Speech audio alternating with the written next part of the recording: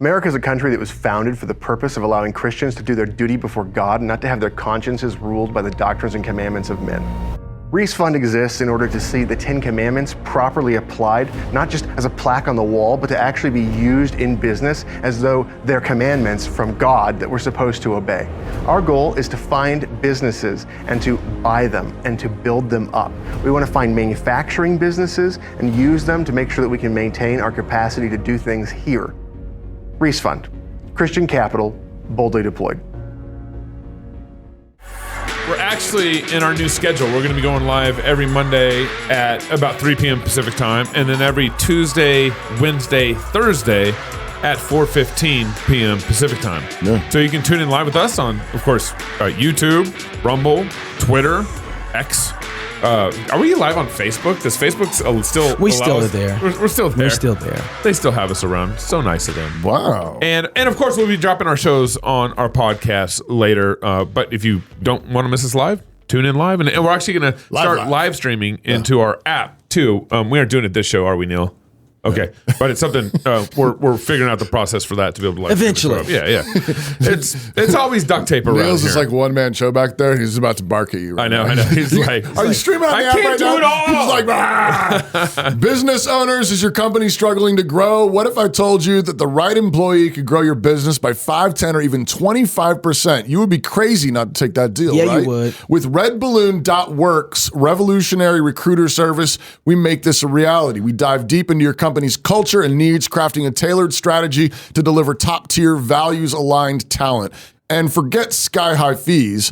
Our premium service is just $4,500 plus a $2,000 per hire. Don't let bad hires hold you back. Visit redballoon.work and start profiting today.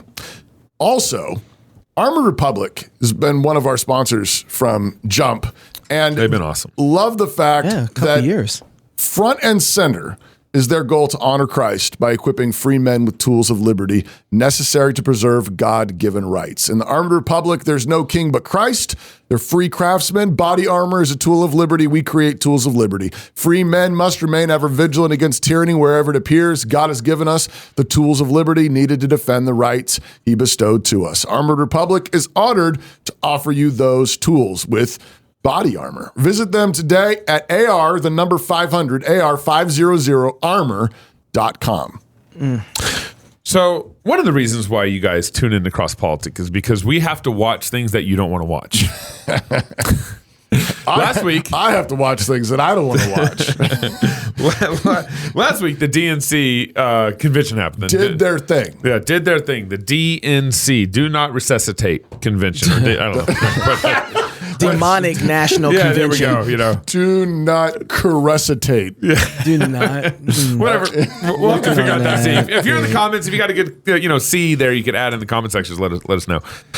Did you watch the whole thing, top to bottom? I didn't watch the whole thing, but I know you didn't watch. I listened to a good bit of it while I was smoking some chicken, and then I listened to a good bit of it while I was doing kind of caught up some on Saturday. Okay, while I was working. Was there anybody who that you thought? Okay, because I had to say this. The Democrats have been known to give great speeches. They have been some of the most entertaining conventions to watch that I can think about. Mm-hmm. Was there anybody that you were like, ooh, that was good? Well, I mean, at all. Without being partial. My black brothers from another mother. I mean, they know how to, orate. Yes. Okay. I'll take it. I mean, Raphael Warnow. He was good. He was actually good. But he should be. He's trained enough in the pulpit. That's what I'm saying. And he's a pastor and all that stuff. It's a shame those things came out of his mouth. But But what was amazing about the Democratic convention was how patriotic and just roll this intro. God bless you. Keep the faith. The city of Chicago. God bless you all. Thank you. Thank you. God bless you. God bless you. God bless the United States of America. Thank you very much. God bless. God bless you all. Occasional Cortez. God bless. God bless y'all. By the women and men elected to serve in public life who know that service is the mark of true leadership. God bless you all, and may God protect our troops. God bless you, and God bless the United States of America. God bless you, and God bless America. That really is amazing. It's like a thing. I think. I mean, Why? Did they tell them all to say that? I think they're all campaigning right. They're campaigning centrist. Oh. Right now, you're getting the centrist campaigning from the Democratic Party, and While it's amazing to. Except while not. Like while there's a Planned Parenthood outside the DNC and they're killing babies. Yeah, but the mainstream media didn't bring that up. Yeah. Like there's no alternative though? media. Isn't that kind of central? Oh, did you see like all the American flags that they had at the convention? But they're was incredible. They're lying.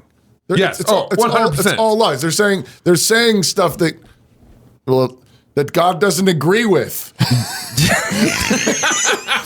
I don't know how to say that. How to say it Well, simply. I think though what we're seeing is that they've been doing this with words for a long time, and I think they finally actually got it to the place where they have repositioned the idea of what the nation is. And so now they can fly all the flags and they can look really patriotic because it doesn't really mean the same thing we mean by it. No, it's another form of Christian nationalism. Right, like that's democratic. Yeah, well, I think Satan so. nationalism. I really think that they can. This is why they can say, "God bless you." Well, what is bless? Bless how? What God? That's really good. This is liberal Christian nationalism. Yeah, absolutely. Like this is like the liberal Christians, the liberal Lutherans, the Rainbow Flag The Presbyterians. ECOs, Whatever your God is, bless you. Yeah, right. Yeah. That's what was the Sparkle Creed you made me listen to last week? That was not Lutheran. That was not. That was Carter's that was not his sister Lutheran denomination. I was trying not to do that. Whoa. No, Carter's I didn't not say even that, here Carter. to defend himself. Which is the best time to talk about him. Yeah. But, so they're like this. Yeah, this is in many respects. I mean, this is an example of liberal Christianity. Yeah. Come home to roost. Yep. And while there was a lot said at the convention, there's two separate examples I want to bring up here. One is Michelle Obama so you had Obama night. Big Mike. You had Obama I night. do that. You I had shouldn't do Joe that. Biden was the first night. Then you had Obama night was the second night. Michelle and Barack. And Which then was the I was last so night. disappointed. I expected so much more from Barack. Anyway, I did. Well, I really did. when you asked who gave good speeches, I was wondering if Obama would have given a good speech. I was expecting he's been known. Yes, we can. Like that was fantastic. Oh, yeah. I don't think anybody since Martin Luther King has had that much of momentum of a speech right before his campaign. So I was expecting something great for him, but he was bitter. He was soft. He had one great line though. They started booing when he's talking about Trump. He's like, "Don't boo, vote." And I was like, Oh, okay, that was good. there you go. But that was it. Yeah. That was all. They didn't have nothing else. There's a couple examples of like kind of the wickedness and the lying at the Democratic convention. But what else did you and expect? I know. Yeah, no, you're right. But here's Michelle. I almost said different. Mike Michelle. Don't do it. Here's Michelle. Don't do it. Don't do it. Now, in her talk at the convention. She and my father didn't aspire to be wealthy. In fact, they were suspicious of folks who took more than they needed.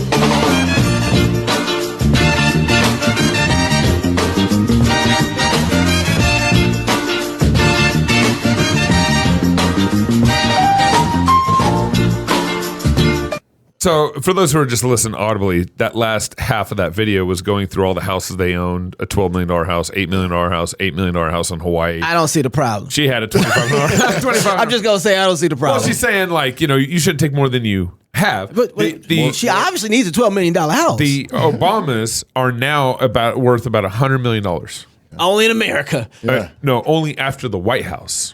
Yeah, that was post White House. I'm just saying, only in America could a guy like him in Chicago even make it to the White House. Oppressed, right? Well, that's part of the squishiness of the language. Take more than you need. Well, who gets to decide how much you need? Well, yeah, exactly. In the socialist, black hole. Yeah. The Democrats want to take us into. They will decide how much you need, and of course, they need more because they're taking care of people. Yeah. Well, it's always the Maduro regime that if believes they get the most. But Trump doesn't need more. Elon Musk doesn't need more. Obviously, they have too. But the Obamas, they need that. But I don't have a problem with them owning an $8 million house. No, neither do I. Neither do we. Right. And I don't think I get it, but I don't even think the conservatives should have a problem. I think they're pointing out the wrong side of the. No, I'm pointing out that she's a liar. and my whole point is who gets to decide. Yes. Yeah. And the answer is God. Right. Mm-hmm. Right. Mm-hmm. That's exactly right. Not the government. Yes. Not not greedy Democrats, not greedy Republicans. That's right. God gets to decide. Yeah, that's right. God blesses some with lots of wealth, lots of lands, lots of houses, and we should say amen. Yeah. See, and Pastor, that's the point I was thinking about, was because I think that what this plays to is a lot of people that see other people with money and they're like, yeah, how dare you Democrat. But it's really, the issue is that there's greed in your own heart that you wish that you had. You're coveting. It's like, there's nothing wrong. Let that lady walk around in her $1,000 shoes. Praise God, she can have $1,000 shoes. We live in the kind of country where we could, if they don't have power. Can afford $1,000 shoes. The problem, though, is that she's framed it, though, in that Marxist, envious way. Exactly and she said, my parents, they brought me up not to think people should have more than they need. So her own mama probably don't trust her. That's what she's saying. Like it's a good question. It's like, well, and so we want to say, no,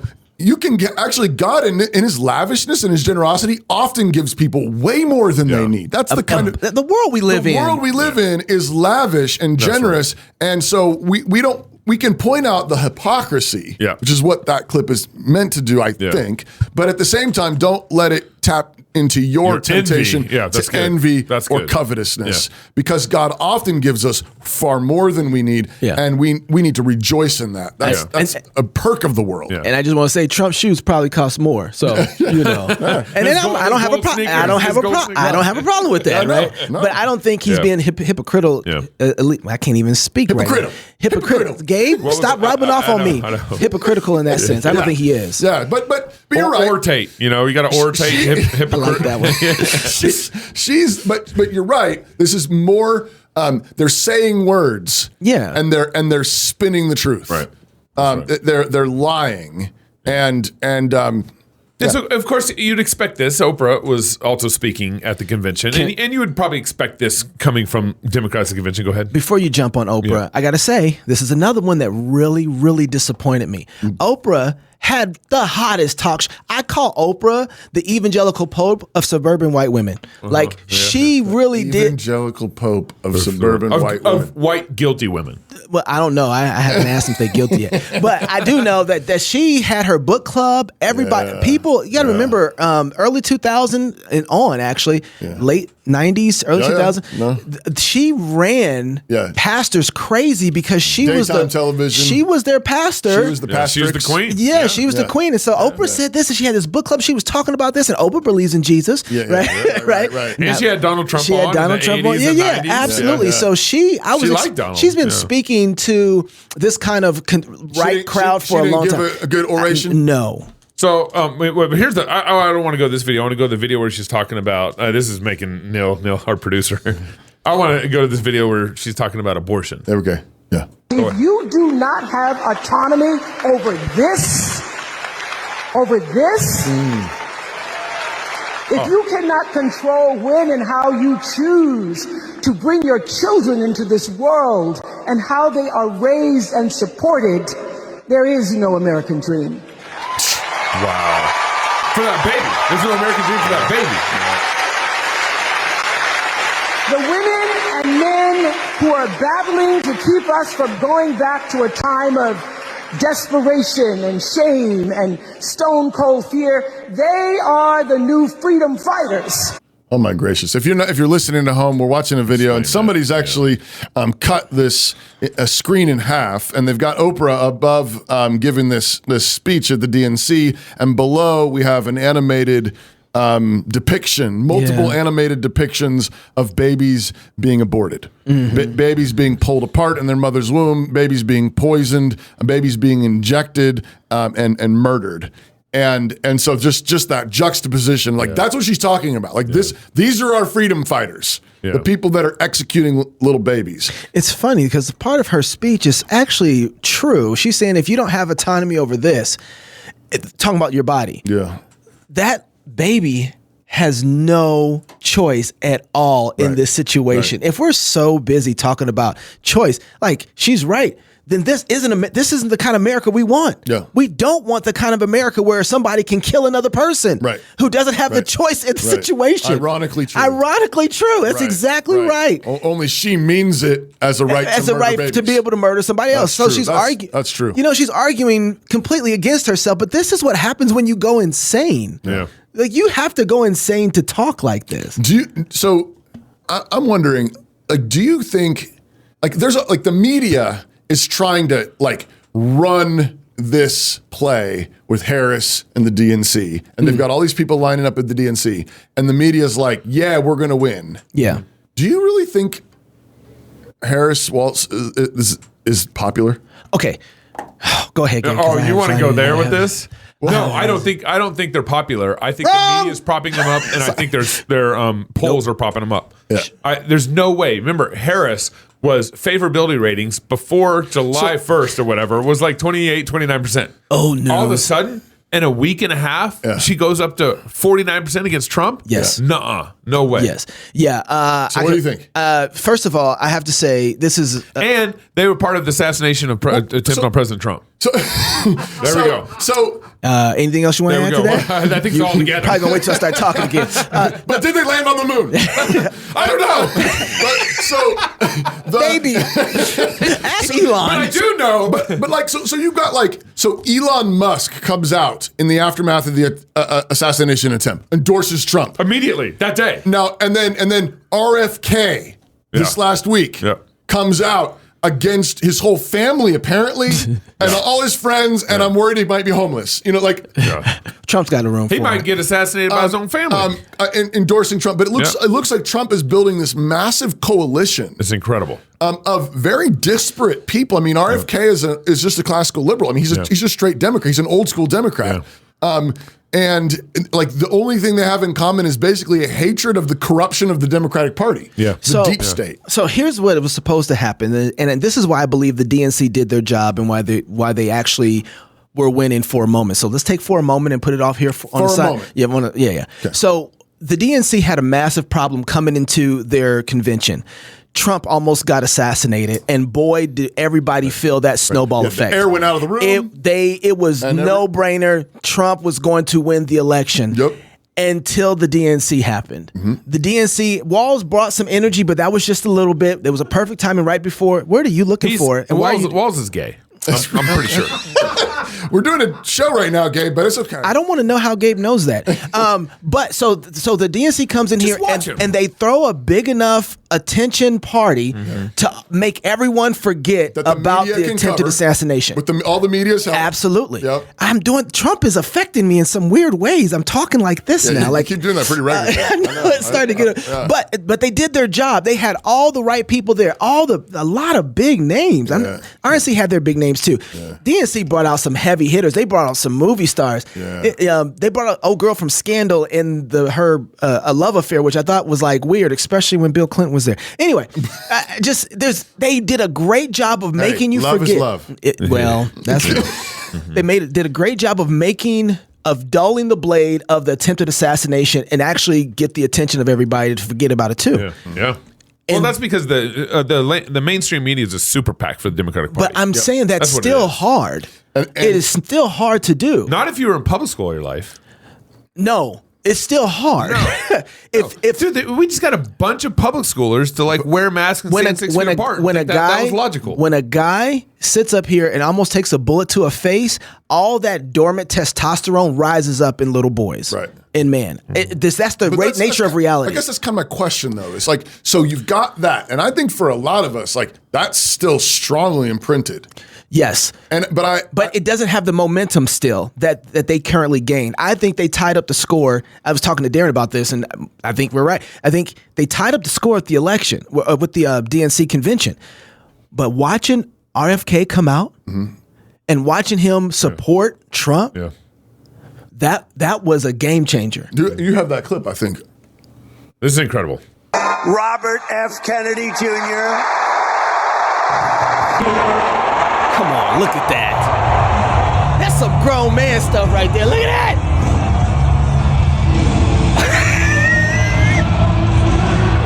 There goes my hero.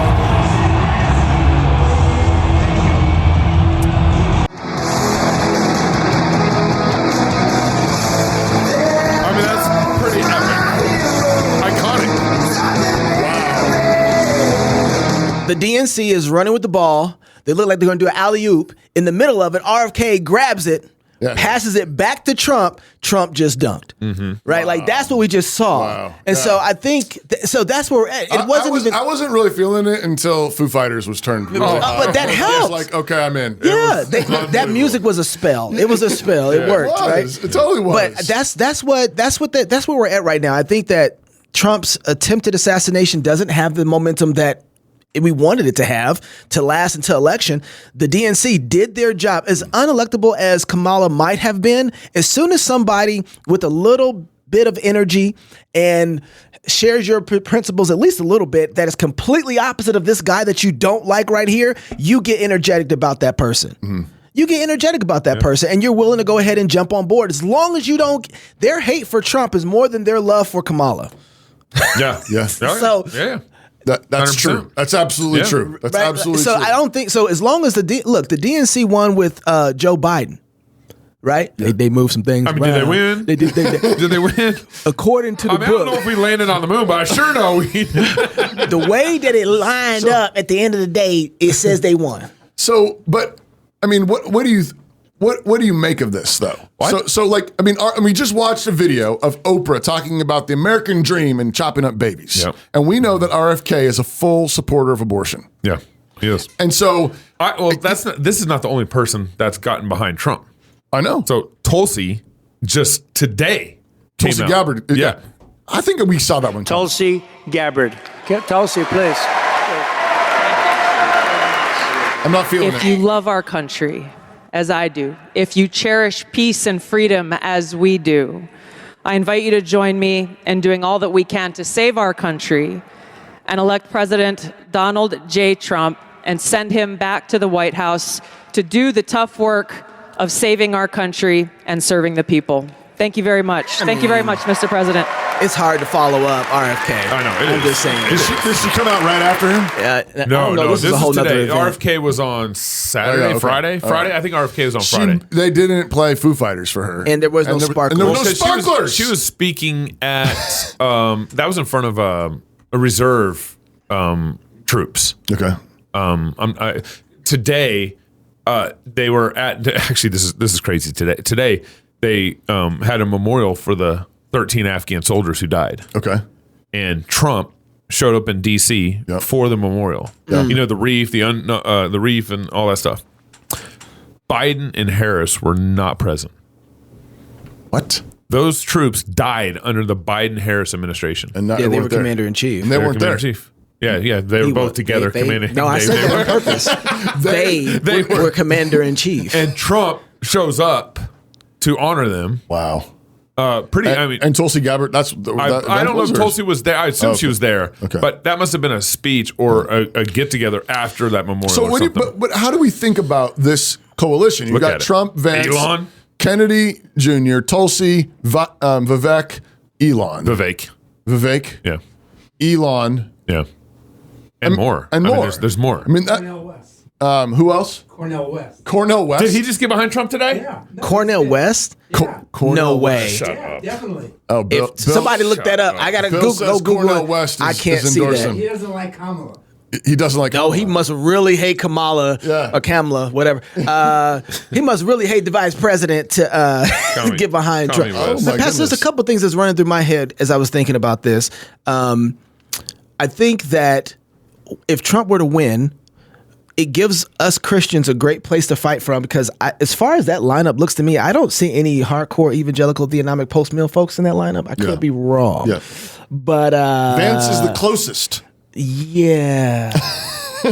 Yeah. So he's a relatively conservative Catholic. I think that Christians better figure out really quick what their political, theological positions are, right, and have those nailed down really, really, really deep. Yeah. Because we're about to share an environment with a place that probably has us on the outskirts. Mm-hmm. And as it's been. But I think that there's a lot of momentum going in the direction of this group. What I mean by momentum is people are happy that it looks like we have a place now. Our country's not completely falling apart. There are standards and we're going to get rid of DEI and all that stuff.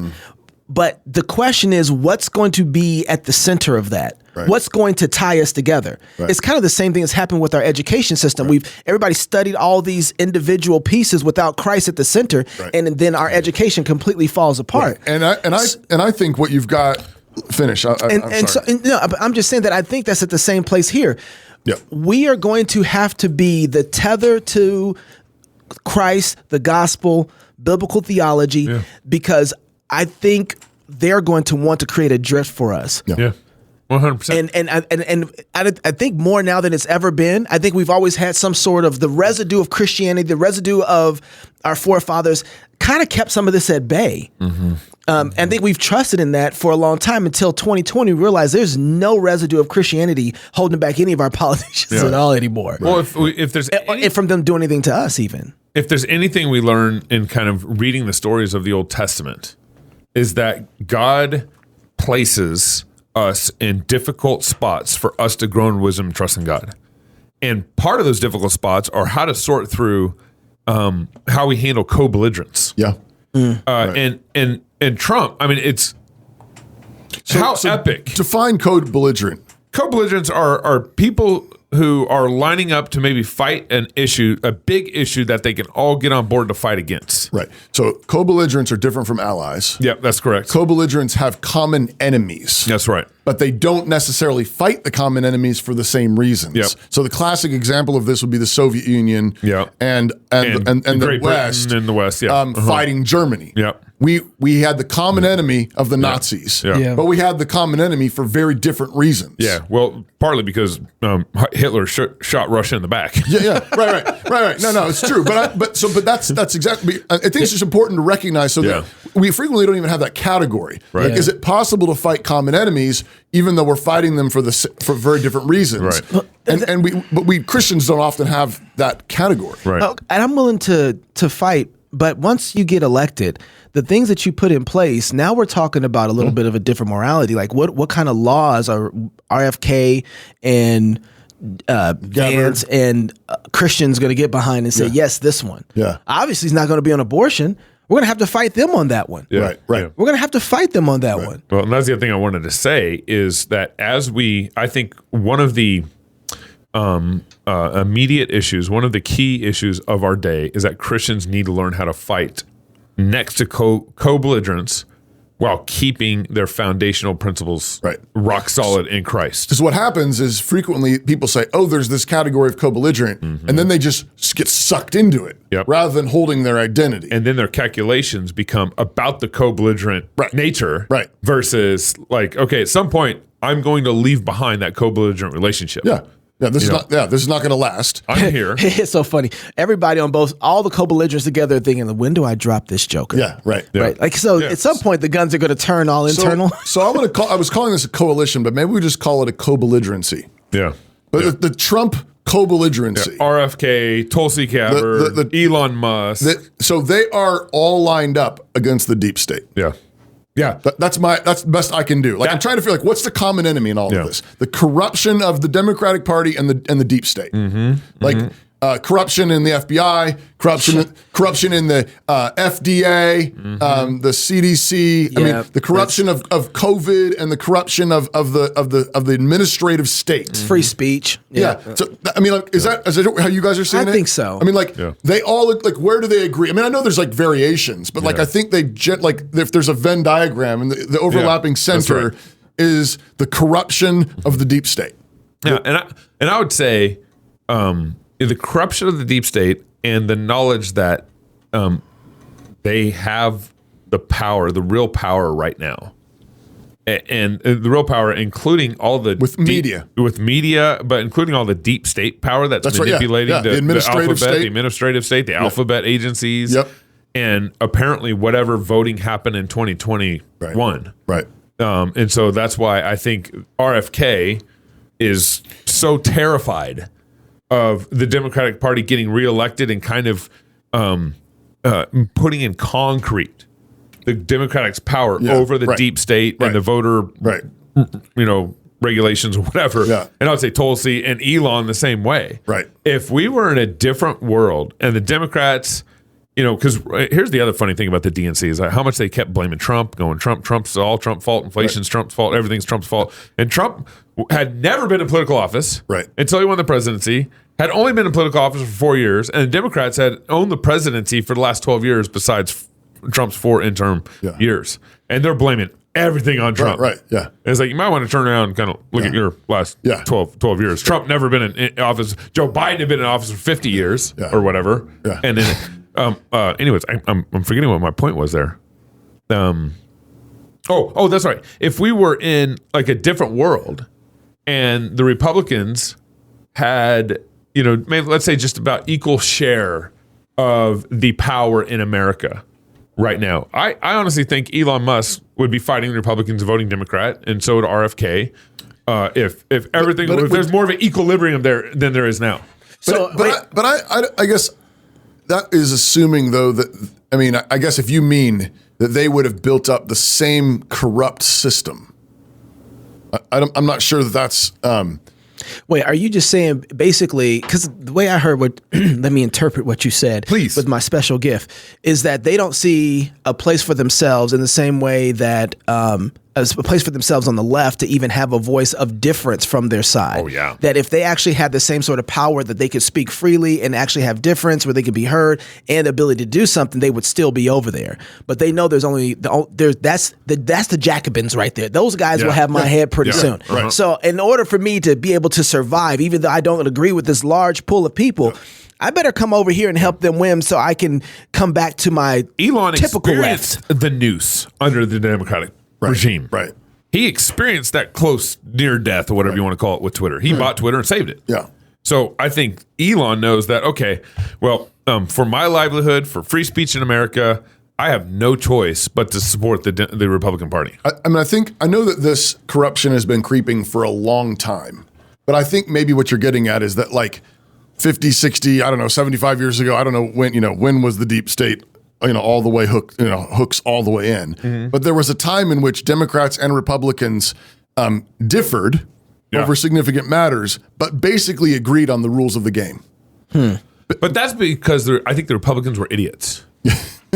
Because they thought they agreed. Yeah. And they thought, oh, okay, we're friends after we kind of argue during Congress, and afterwards we go to the pubs in downtown DC.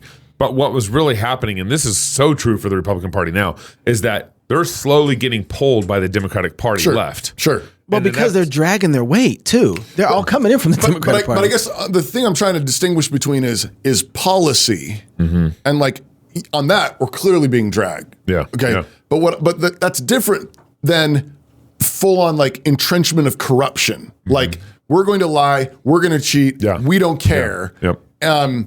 Like that piece of it seems to me is a little bit different, and that's what it seems like this coalition is lined up against, is saying we differ on the policies, we differ on abortion, we differ on maybe immigration policy, we differ on taxation, we differ on education, but the thing we agree on is that we want to see the deep state completely nuked. We want to see that corruption and lies nuked, and there be some sort of semblance of transparency and honesty and fairness. That's what I see them lining up. With a threat like that and the deep state looking, do you think that, could you see somebody else trying to assassinate Trump again? Oh yeah. This is getting pretty heavy. And RFK and Elon. That's what I was going to say. Elon's already had 2 assassination attempts this last year. No, I didn't even know that. Yeah. Really? Yep. See, that's what I was wondering, because even though I have my issues with them, the fact that the deep state hates them. Yes. Yeah, I was thinking the same thing as Gabe was talking. Like the last 4 years, the way they have so tried to get rid of Trump. It's like every time Trump says something stupid, he goes to trial. but then and I'm thinking, and then the Democrats are like, we gotta stop him. Yeah. And I'm like, what? But there's been so many politicians that said something stupid and their career was gone. Yeah. That guy. So Trump's done that so many bazillion times, right? He should have been out. He's a long still time doing ago. it. But which tells you though that he ain't playing. Yeah. He's not playing. Well, they take him serious. At least they take him seriously. Well, that's the thing that I was thinking about. So I watched JD Vance. I can't remember what show it was on, but JD Vance was asked, "Do you think that Trump would sign a federal abortion ban?" Yeah. And he said, "Absolutely not." And I was watching hosts play that show. So it was Inception. They're watching his interview and they say, "What do you think?" They asked the panel. I was like, "Of course he would. He said he would." And so it's interesting because while I'm up here having a fight with Vance and Trump, I'm listening to the left on the other side saying lying, he's lying. I'm like, is he? Tell me more. Oh, Trump is lying. Yeah. Why do you think he's lying? I never thought. Here's the thing. Like, I think for someone, I mean, so when we had Pastor Wilson on last week, this like really finally clicked for me, I think, but just this very point. Yeah. Like, Trump is the kind of guy who, I mean, he takes everything personal. Everybody knows that. Yeah. Oh, yeah. And so I mean, this guy has got a list of grievances. Oh yeah. I mean, they have so attempted to screw him. They're with his missing part of his ear. Yeah. No kidding. And so, but the way he is talking, like, given everything that has happened to him, he has a longer list of grievances against the deep state than maybe anybody. Yeah. Well, he did start his whole career. I know, but it's like they like added insult to injury. Absolutely. A million times. And so given all of the speeches that he's given all the talks, like, he's not bringing it up. I know. That's a good point. And that's a really good point. And so I think the Democrats know that he's that way. Like, he's a mob boss. Yeah. Yeah. Well, you know what he said. And they've thrown everything at him. The kitchen sink. Yeah. They shot him. Yeah. Yep. They shot at him. And still haven't been able to get rid of him. Yeah. And he's not talking about it. Yeah. You know, it's like, you know, when you like, I see you. Like, y'all, is dad okay? He's not saying anything. It's okay. I got you. And so I can kind of understand when they like. I don't know what to think of Vance. But can we? But like when they. But he's like, will you ever sign a federal? I mean, I don't know what he thinks about abortion.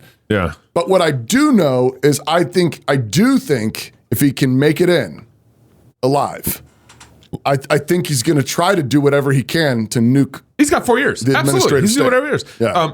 Let me insert this into this. Oh, boy. Trump already said that he was going to make RFK the head of the Assassination Discovery Committee. I'm down. And he said, I'm down. And you can release all your uncle's files. Yep. JFK. Yep. And you release all my files. Yep. And you're the head of the Assassination Committee to discover what happened. Yeah. Yeah. I love it. And I mean, I don't trust RFK on a lot of things, but I would trust him on that. Here's the thing. So here's the deal.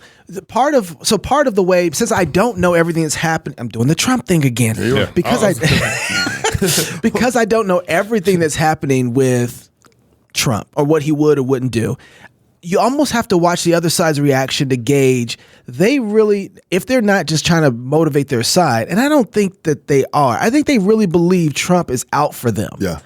And if one of the areas that they pointed to as their places of victory is in abortion, or is inside of taxing the rich more, and Trump's like, let's remove the red tape. Everybody gets to be rich if they want to, right? There's no more we're going to reduce regulations. We're going to, let's just say that they believe that that's their areas of they want to protect. And he's like, I'm going after all of the areas that you want to make stronger. Now I get a chance to gauge and say, well, I don't want to listen to what Trump says anymore because I don't know if he's going to, but they forever think that he's going to. Yeah. So I'm going to make my decisions off of what they think he's going to do. How do I begin to judge this guy if he's leaving me in the dark on some things, but everybody's like, no, trust me, he's going to do this. Right. He look what he did with Roe v. Wade. Of course, he's going to keep going further. Yeah. So it's kind of hard. Like, some of my engagement with this is like, man, I almost want to just listen to hear what all they think he's going to do. Yeah. And then pray for that. And then like, well, Lord, would you do it? Well, and add to that, what has also been said a few times is remember the kind of people. So if Trump can successfully be elected and nuke the place, we know that the kinds of people that will end up in his administration and in his cabinet and advising him and so on, while we don't see anybody yet lined up with big names, I mean, there's no big name really, reformed theologian type, political thinker that I'm aware of. But I'll think of David Bahnsen. Could end up advising Trump. Oh yeah, 100%. That's David Bahnsen might not want to advise Trump, but he'd do it. 100%. I hope he would. 100%. But that's what I'm saying. I think he would actually advise Kamala too. Right. I think he would. Yeah, anybody that asks his advice, he would give it. Yeah, that's true. But I'm just saying, the chances of that happening in a Trump administration are way higher. Yeah. I mean, well, not just it would never happen in a Harris administration. Yeah. Right. So you're talking. So you're. That's a good point. So it seems to me, reasons to vote for Trump. Nuke the deep state. Yeah. Try to chemo that administrative state. I mean, he'd never done it before. He's now been. You say, why didn't he do it the first time? That's one of the questions I thought. It was he didn't have a chance. He didn't. It was a surprise win. He ended up working with a lot of Republicans who were stabbing him in the back. Establishment, and he's now in a position now to trust nobody in the establishment. Well, I think he's got people now that have learned. So when he first got to office, he had people who were faithful to him but didn't understand how things worked in Washington, in politics. So they couldn't get anything done. And so then he had to get other people who actually knew how to get things done, but then they weren't faithful to him.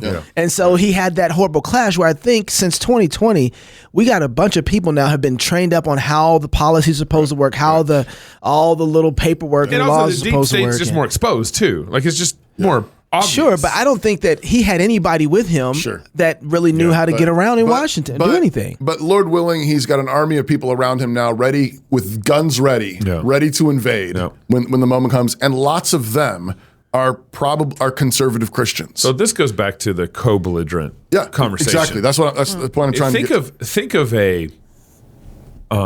a Christian leader who is able to lead in such a way. I mean, it really is astounding that Trump won the pureblood Kennedy over to his side. Yeah.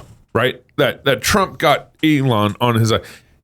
And what he's doing it in a way where all his faults, problems, and all that he's Doug likes to use the terminology pulling, not pushing. I mean, everyone's getting behind him. Right. It's not like they're fighting and trying to confuse the battle.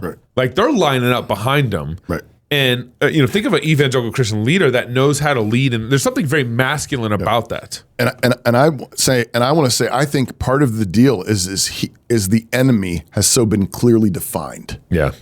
The enemy has been defined. It is this deep state. It is this corrupt DNC progressivism. Yeah. That's the enemy. And basically and particularly by the attempted assassination attempt, he's the one.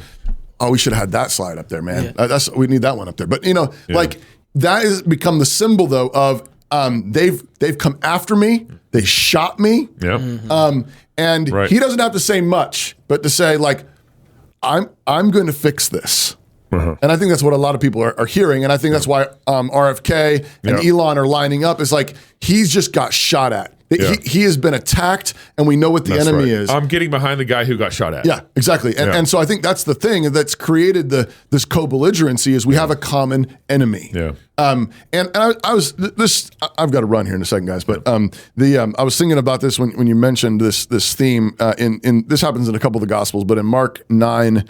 It says, John answered him, saying, Master, we saw one casting out devils in thy name, and he followed not us, and we forbade him, because he followeth not us. But Jesus said, Forbid him not. For there's no man which shall do a miracle in my name that can lightly speak evil of me. For he that is not against us is on our part.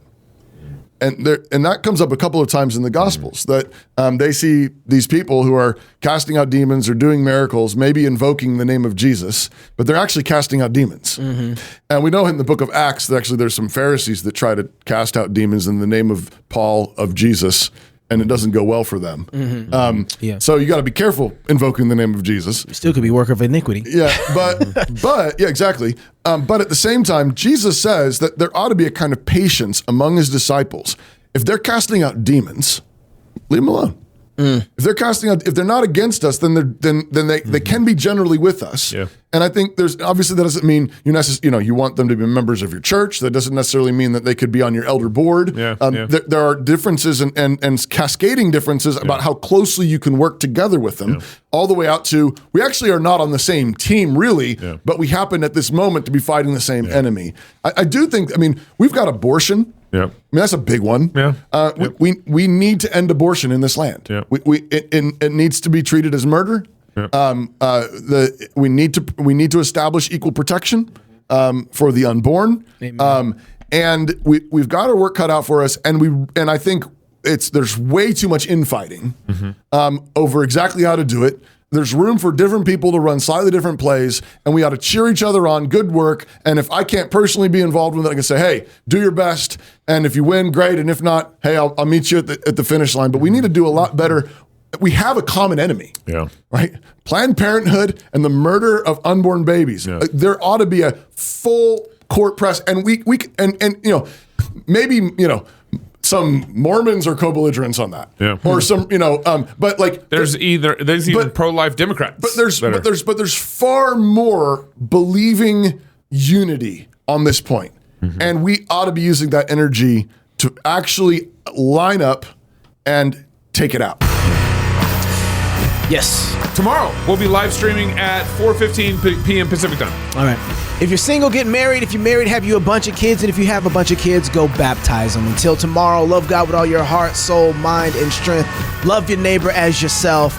Go fight, laugh, and feast. This is Cross Politic.